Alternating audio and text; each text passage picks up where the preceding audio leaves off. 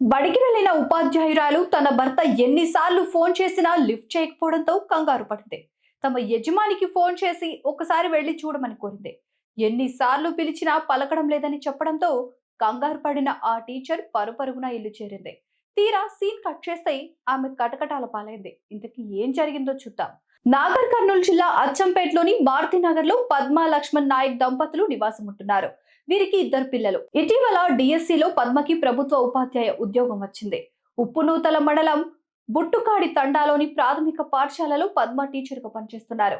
రంగారెడ్డి జిల్లా యాచారం గురుకుల పాఠశాలలో కాంట్రాక్ట్ ఉద్యోగిగా పనిచేసే లక్ష్మణ్ నాయక్ భార్య కోసం ఆ పని మానేసి అచ్చంపేటకు మారాడు.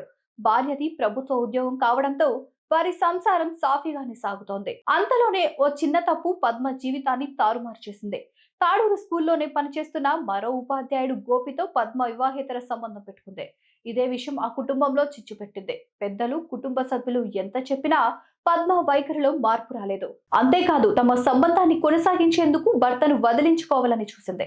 అందుకు భర్తను చంపడం ఒకటే మార్గమని భావించి పక్కా ప్రణాళిక వేసింది. భర్త నిద్రిస్తున్న సమయంలో ముక్కు నోరు మూసి ఊపిరాడకుండా చేసి లక్ష్మణ్ నాయక్ ను అంతమొందించారు పద్మ, ఆమె ప్రియుడు గోపి కలిసి.